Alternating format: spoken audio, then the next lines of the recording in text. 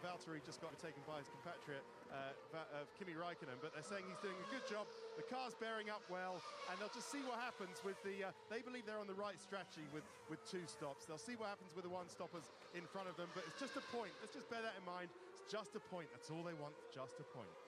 So we've just stopped Max and put him out on an option, and he got out ahead of both Caterhams, so it's looking okay at the moment.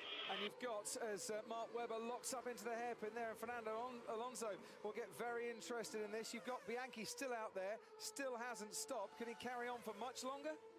Yeah, he's going well. He actually got badly held up by Van der Garde when we were lapping Van der Garde. It was unfortunate that didn't seem to be showing any blue flags to him, so we lost a bit of time there, but we're managing his pace quite well. Brilliant. We'll talk to you again in a bit if that's okay, Graham, because look, here goes Fernando Alonso on Mark Webber, and Alonso just cuts in front of the Red Bull there. Webber knew he was there and managed to keep away, and Alonso is now up into the top 3. It's been a long time coming for him, but it's Vettel, Hamilton and Alonso now on lap 42, the podium places here in Montreal. He's only 1.6 seconds ahead of Esteban Gutierrez, who started 15th.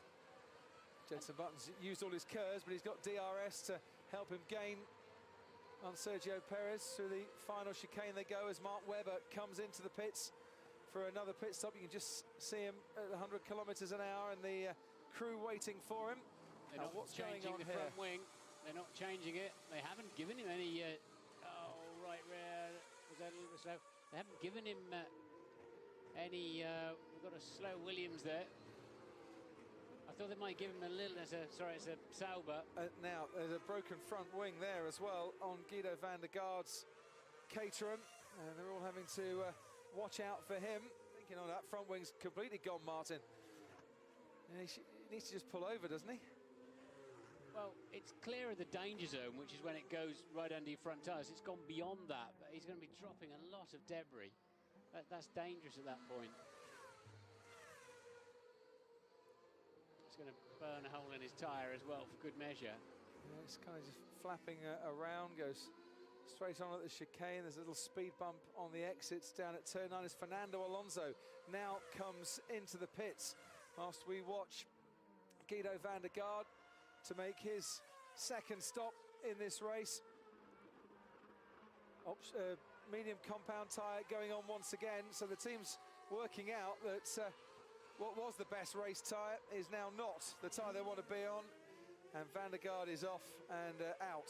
So we have our first retirement of the race. Now where's that? On the run down to the hairpin is where he stops, and this is where it all started. Hulkenberg, and just a slight tap, wasn't it? Yeah, I don't know if Hulkenberg's got a damaged left rear. He has. Suspension failure or something. Copy, Nico. Can you come back? I don't think it's safe in the quick sector. Okay, Nico, stop. Remember curse jump. Yeah, so I have to say Nico pulled over a little bit too early there.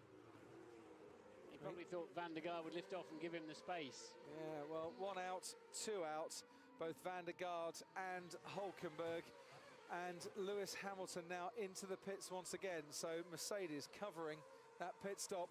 Yeah, and it's a good time as well with the yellow flags out, where double wave yellows, so they have to really demonstrate they're slowing down. And that's going to put him, can he just get out ahead of the McLaren? Well, the 2 McLarens have already been lapped by Hamilton, so he's behind Perez and ahead of Jenson Button as he comes out on the track, so he'll get the blue flag assist, won't he, to get past them quite quickly. Yeah, he will, but he's still got to, it'll still hold him up a little bit. And he's then, if they're anywhere near the yellow flag zone, he won't better overtake there. Race leader then pits. Sebastian Vettel. They could give it a wash and polish as well if they wanted. Yeah, no squeegee men out on duty in the pit lane here like they are in downtown Montreal. With a nice regulation pit stop for Sebastian Vettel, and back out onto the track he comes with nobody really around him at all. He's got the freedom of the Ile de Notre Dame at the moment in that Red Bull, and a very comfortable lead to protect for the next 20 laps before he picks up what is looking like his 29th win. As As we ride on board with our race leader, Sebastian Vettel, who's changed his helmet from yesterday, hasn't got the red top anymore. Just he's struggling a little bit into turn one there. He's gone right through. Yeah. You kind of wonder why he's pushing so hard, don't you? You know, you're going to get gravel, you can pick up a puncture, you're going to get grass in your radiator ducts. Well, the thing is, if he's in a rhythm and he's got a flow, then you carry on at that pace. And you know what it's like, Martin, as a racing driver, if you're slacking off, that's when you sometimes can make errors. Yeah, that was almost a lack of concentration, I reckon. Let's hear. Okay, mate, settle down, bring your tyres back in. Felipe Massa, meanwhile, has Romain Grosjean ahead of him, but for not much longer, I'd have thought, on the medium compound tyre. Grosjean, after his one stop on the super softs, is easy prey for the Brazilian, and Massa moves himself into the points now and up into 10th place. Kimi Raikkonen is next ahead of him, ahead of Raikkonen, Adrian Sutil, and there's a gap of about 24 seconds, by the way, between Sutil and Di Resta. So Di Resta can get in, make his one pit stop now, and still come out in 7th place. Is Alonso getting close enough? He's certainly getting closer, under braking. Hamilton has the lead through the final chicane, but Alonso is there once more. The gap that was 0.4 of a second is now down to 0.2 of a second. Alonso's just a bit too far back to have a go into the first turn. Maybe next time round. Yes, if he gets anywhere near him into the braking zone, he's so much more confident on the brakes. Remember, Lewis has been talking about braking issues. That we heard a while back that I mentioned Lewis Hamilton shouting blue flags there. Alonso needs this second place in his championship battle as well. As it stands, if he could get up into second place, he could move up to 100 points, I think it is. 132 to 93 it would be if it finished Sebastian Vettel leading, Alonso finishing third. And look, there he is, getting much closer. He's going to have a go on the exit of the chicane. Lewis Hamilton, half a car length ahead of Fernando Alonso as they go wheel to wheel, turning left-handed down towards the hairpin. Hamilton's got the inside line. Alonso just makes him yield, and they almost come to a stop, the pair of them. Yeah, it was quite good there, because Lewis parked his car on the apex while he sorted himself out. And that was enough to give him the braking ease. But look at the straight line speed of that Ferrari. Hamilton goes to the inside to block him, but he'll have a very tight line through that corner, which will give Alonso tremendous exit speed and DRS. Second place, so tantalisingly close for Fernando Alonso. Now he switches to the right-hand side, and they touch wheels as into turn one they go, but Alonso moves himself up into second place, and Hamilton has to give up that second spot that he's held for so long. Alonso and Hamilton touching wheels, seemingly both coming off untroubled, and it's the Ferrari ahead of the Mercedes. Look at this. This is for position. It is Massa and Raikkonen. He now has to switch to the left-hand side, and he manages to squeeze ahead of the Lotus on the penultimate lap for these two and move himself up, Felipe Massa, into 8th place. While he does that, his teammate Fernando Alonso sets the fastest lap of the race again. Mark Webber then sets a new fastest lap of the race, but they're just scrapping for some sort of honour there, as Sebastian Vettel on the last lap has now gone quickest through the first sector. Onwards, he marches down towards the hairpin for one more final time. It has been a supreme race for the championship leader. It has. He's had a poor middle sector though, so with that traffic he's not going to try and do the fastest lap, but Sebastian Vettel then with 15 seconds comfortable lead. For Red Bull and for Sebastian Vettel, it's going to be a winning feeling once again, an unusual winning feeling. They'd never won in Canada before 2013, but boy have they been impressive today. Sebastian Vettel takes the checkered flag, somewhere around 15 seconds clear of Fernando Alonso, who will come home in second place, and smiles all around for the championship leading team and driver.